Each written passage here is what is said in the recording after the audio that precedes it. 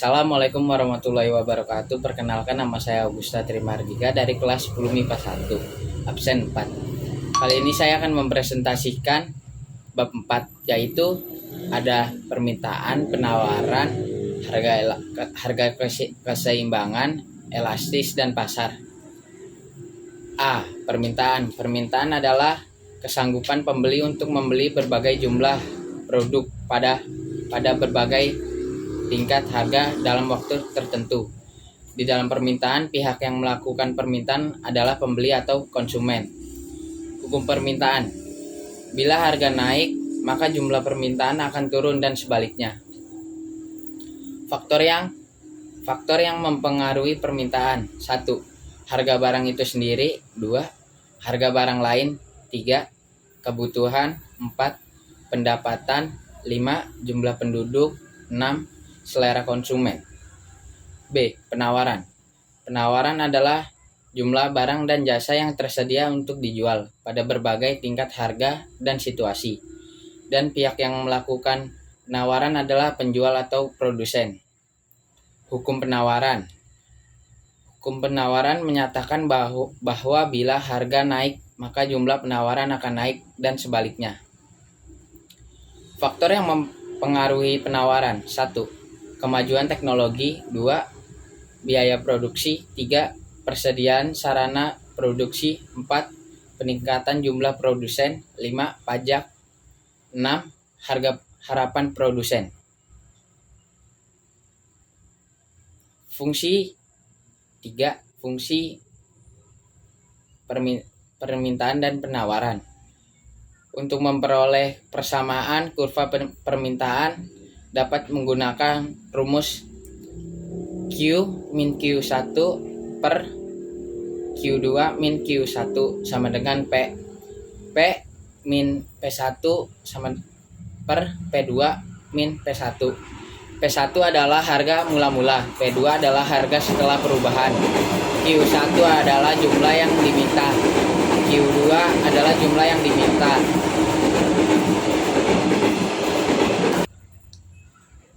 C. Harga keseimbangan pasar.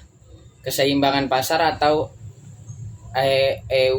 equilibrium adalah suatu kondisi di mana jumlah atau harga barang yang diminta sama dengan jumlah atau harga barang yang ditawarkan. Rumus QD sama dengan QS atau PD sama dengan PS. D. Elastis. Elastis adalah kepekaan atau angka yang menunjukkan perubahan harga barang terhadap perubahan jumlah barang. Elastis permintaan adalah dalam kurung ED tutup kurung sama dengan terjadinya perubahan jumlah barang yang diminta akibat adanya perubahan harga. Elastis penawaran dalam kurung ES tutup kurung sama dengan terjadinya perubahan jumlah barang yang ditawarkan jika ada perubahan harga. Rumus sama dengan ED sama dengan perubahan permintaan per perubahan harga atau Q2 min Q1 per P2 min P1 kali